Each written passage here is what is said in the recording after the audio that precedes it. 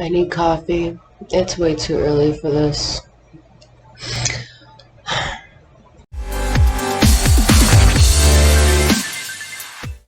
Hello everyone. Welcome back to another video. It's really early in the morning, so if I am a little incoherent or stumble over my words or anything like that, please ignore me, but I have some really important information to get out to you guys. Okay, so in the publishing industry, you have a bunch of industry professionals that can really help you further your career, right? And the amount of scams popping up around the publishing industry right now is mind-blowing. Scams like vanity publishing, remember I talked to you guys about that like last month. But there are also like not so good agents and freelance editors that they've always been there, don't get me wrong. But in like the past year, it seems to have just skyrocketed. Okay, let me take a break here, okay? Hang on. I got Kitty here. I need coffee. It's like 4:30 in the morning. Okay, I had to get this done before work. But anyway, I'm going off on a tangent, sorry. So this is what I was talking about. But anyway, so industry professional scams, publishing industry, people trying to make a buck. Okay, getting back to it. So this is probably going on because of the pandemic, because in times of crisis, everybody knows people just feed on other people. So everyone is leaving the drag of the office, and going freelance, which is great. Even the highly qualified professionals are going freelance. And now that everyone is online and everyone looks like everybody else online, the question is, how can you tell a professional with actual qualifications from a professional that's maybe not as qualified as somebody else, or somebody just wanting to get their foot in the door, who's brand new to the business? Or it could be someone who's just trying to outright scam you out of your hard-earned cash. Okay, so sure, you can ask them for a resume, right? Sure. But the problem is that a lot of editors and agents don't have traditional resumes, okay? Also, some people are just uncomfortable asking, hey, where have you worked and tell me all about you and blah, blah, blah. I'm that person. So that's why here's a list, okay, of 5 kind of sneaky ways that you can tell if your industry professional is actually qualified to do the job you want them to do. Okay, so number 1, Google their name. Simplest one first, right? Just Google their name, okay? If they have no online presence, other than a Facebook or Instagram page filled with mama and memes, then stay away, okay?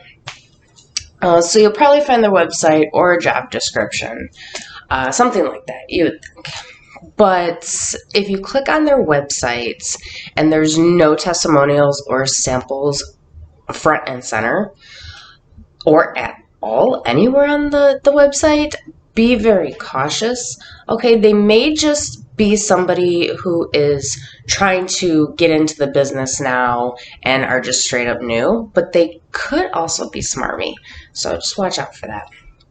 Also, pro tip, if their website is on the first page of search results, like in Google or Bing or whatever, and the website itself is not filled with information about what they do and how they do it, they're probably either great at SEO or they paid for that spot.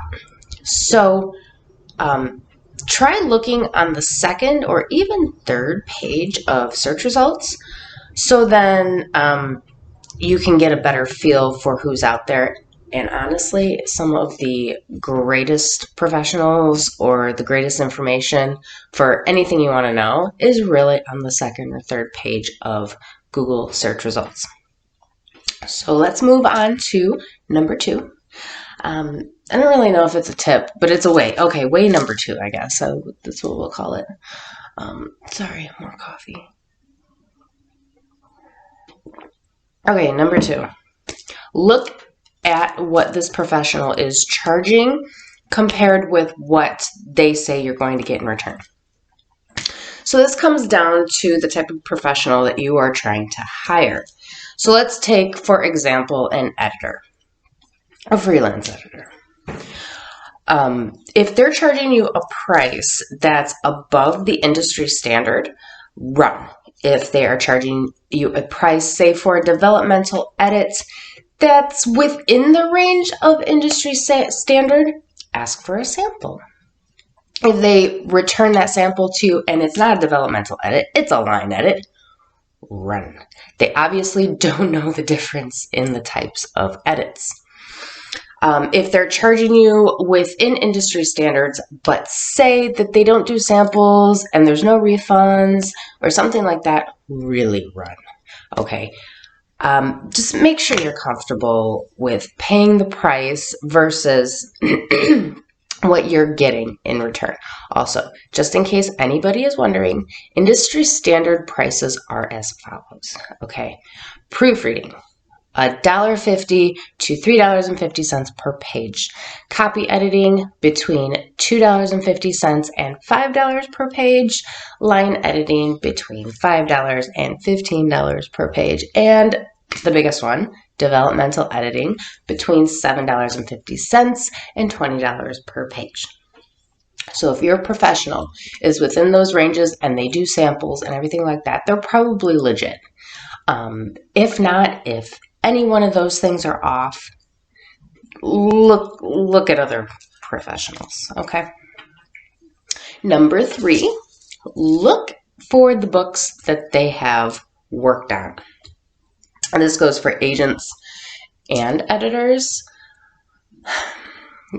Reading or at least looking into the books that the agent or the editor you're wanting to hire has worked on and or sold will tell you a lot about how they do business.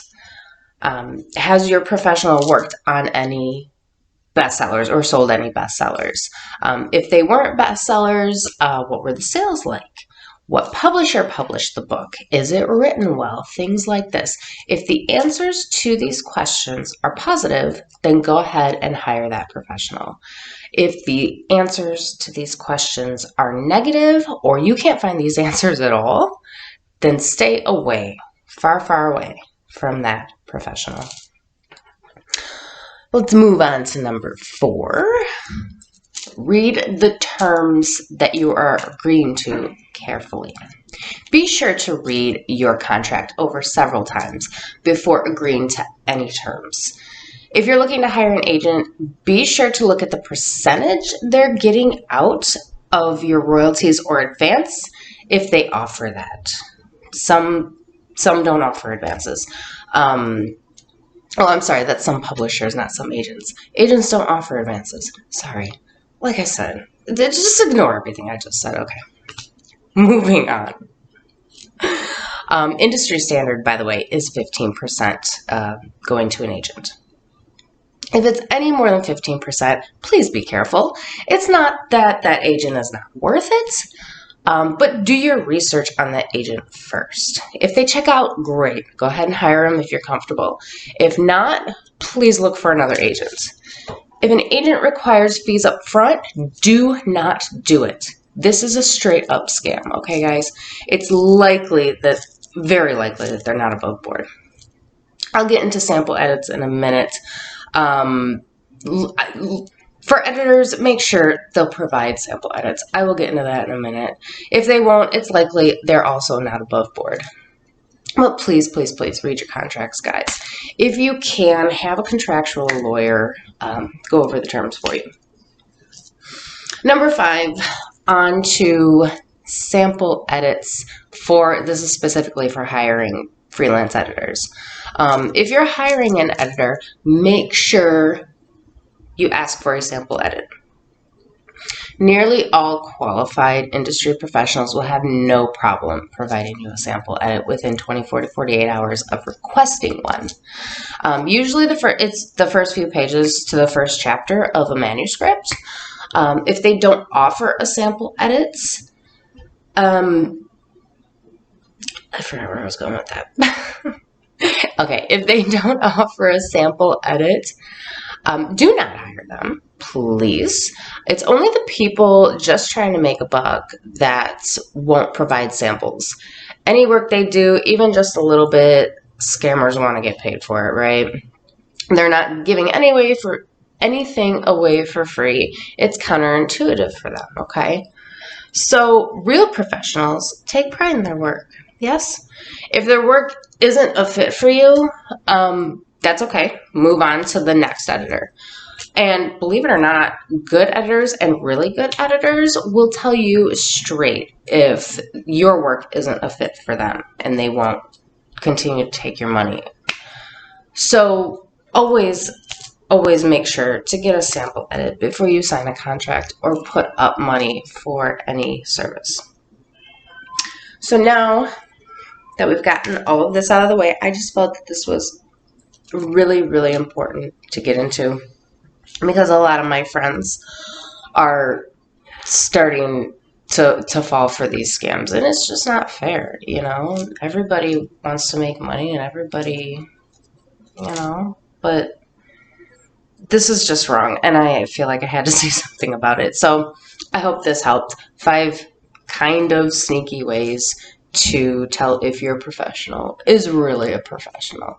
Okay, so like and subscribe if you have not done so already. I would very, very much appreciate it, and I will see you guys later.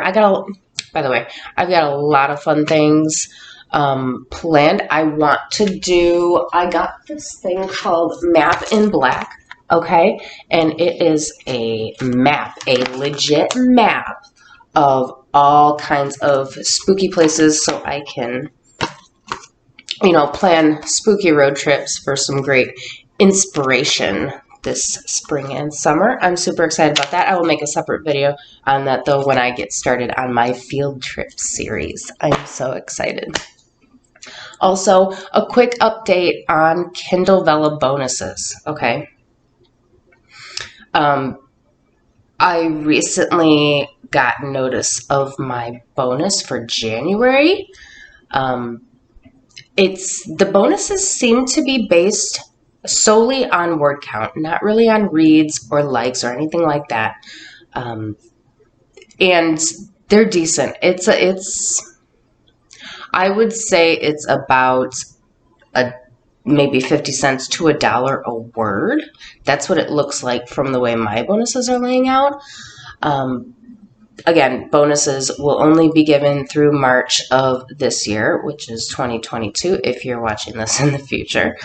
And these statements come out around the 20th of every month. So I just wanted to do a quick Kindle Vella update on that. But anyway, I've got to go. Got to get to work. It's still like 4:45 in the morning. I'm not happy. So I will see you guys later.